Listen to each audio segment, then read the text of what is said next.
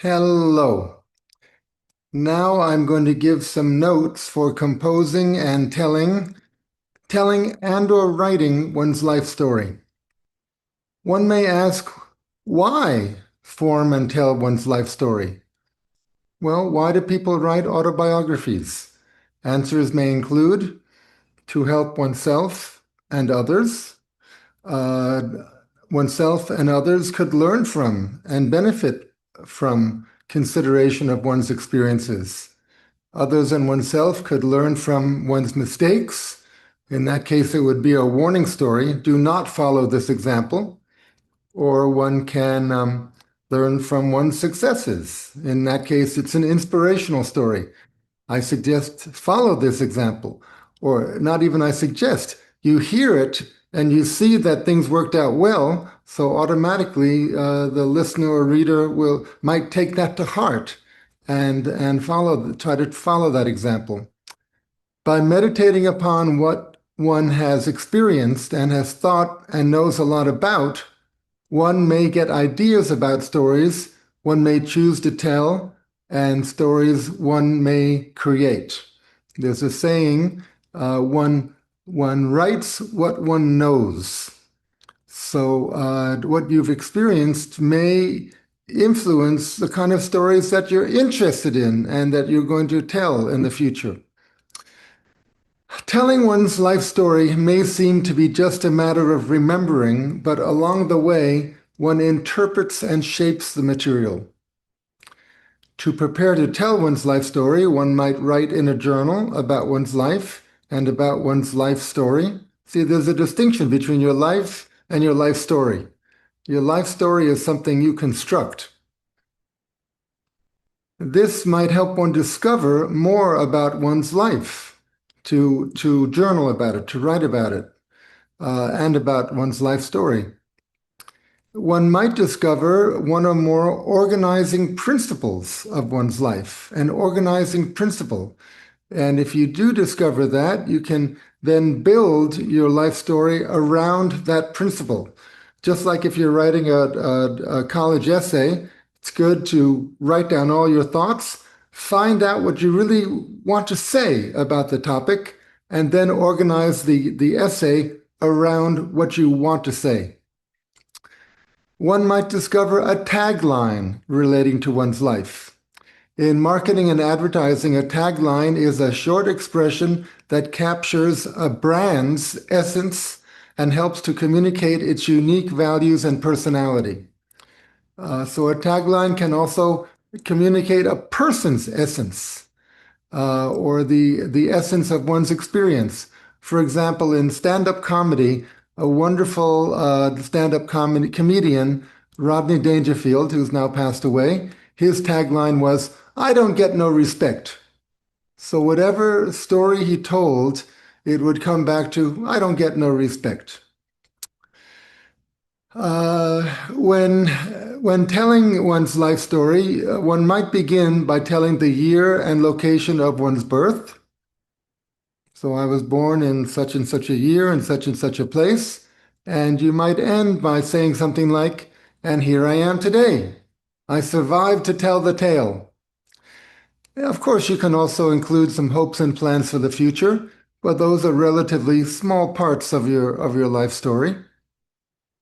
It's not mandatory, but in many life stories, when I listen to a life story, I tend to listen for uh, things were going smoothly until dot, dot, dot. That is called an inciting incident, INCITING,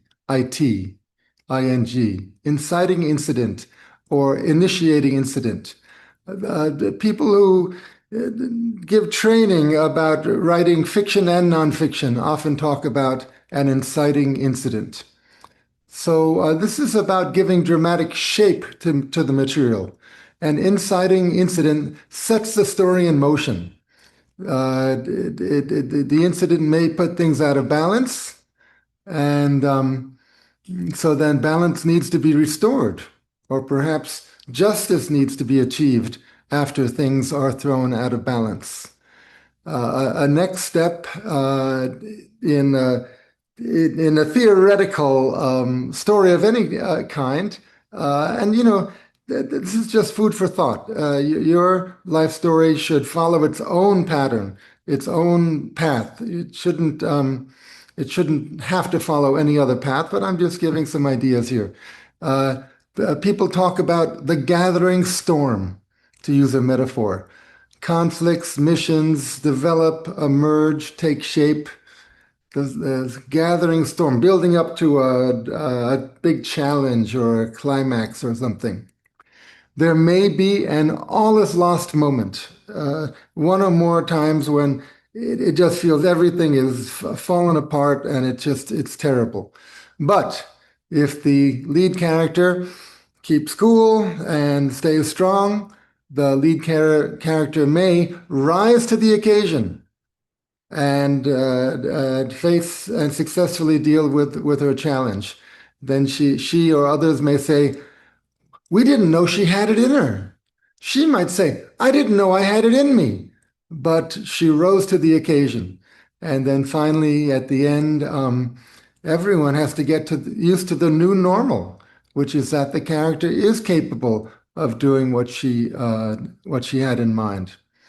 So those are just thoughts about dramatic structure, which you can use or not use.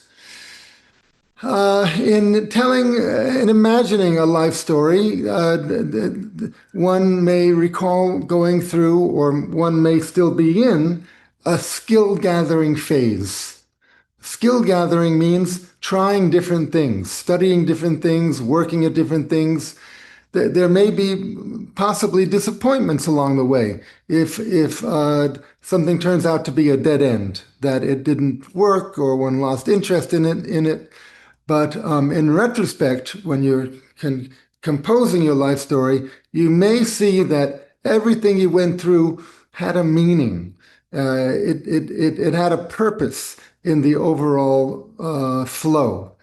So, from inside the experience, things might be painful, but in retrospect, they might fall into place and you might realize this was a necessary step. Of course, we have to remember if at first you don't succeed, try again. So, think about, has something occurred again and again in your life? Or has something occurred perpetually throughout your life? Have there been any social issues that have been important in your life? If yes, tell about it. Now, I feel the most fruitful, to use a metaphor, and positive, one of the most fruitful and positive aspects of life story work is think about, what do you love to do? And when and how did you first discover that you love to do that? Whether it's whatever it is, what do you love to do in life? Storytelling thrives on telling about specific incidents. So, as much as possible, please tell about specific things that happened and avoid generalities and summaries. You might include at least one scene in which there is a conversation between you and someone else and act out that conversation. One might tell about joys and frustrations, twists and turns, ups and downs, one or more turning points, which are major decisions or things that happened. It could have gone this way or it could have gone that way. It went that way. That's a turning point. You can bring your relationships into the story as much or as little as you like. Shakespeare wrote, "The course of true love never did run smooth." And this applies to love of a person and also to love of a vocation, a career, a profession. So when you think about what do you love to do, think about how you've done it, how you've studied for it, how you've done it professionally, and have things always gone smoothly or other. There's a term, life story repair. If things have not gone always according to plan, to use a metaphor, if a storm has blown one off course, then taking all into consideration, may one one may rechart one's course so that one may still reach one's destination as much as possible, so that one may still live as happily ever after as possible, but not necessarily in the way one imagined it originally. There's the expression, life is not a fairy tale. So, if one goes through a major depression or a major illness of some other sort, or a divorce, or realizations about oneself that shatter the expectations. If I decide suddenly that I'm gay, if I decide suddenly that I feel like I'm a woman, these are things that cause a lot of changes, both in oneself and the people around them. So one may have to do life story repair to have, move on a track that one is going to live as happily ever after as possible, but in a totally new way. I give training in and I study a field called storytelling therapy, just for interest. In storytelling therapy, the client tells her life story. With the help of the facilitator, she identifies themes and turning points in her life story. Then the client, with the help of the facilitator, comes up with stories like from movies or fairy tales, grandmother stories, or things that happen to people you know. We call these associative stories, things that relate to the experiences, the themes in her own life. But these happen to characters outside oneself. So you get the idea that you're not the only one who experienced those things. And then just to explore all these stories, we do role play with all of the stories. And we think about what are some of the benefits of using metaphors to represent oneself. So instead of saying, I did this, you can say there was a fox who did this. You externalize it onto an external character, and it becomes a fiction. That's one way that people create stories. They base it on their own experience, but they externalize it onto an external character. So that kind of thing is done in this storytelling therapy process. And finally, the client does create a metaphorical story for himself, that is going to help inspire the client to heal or grow, and she'll make up that story and tell it to herself and others. So I just mentioned that because that storytelling therapy process begins with the life story, and everything that comes after is based on working with aspects of the life story.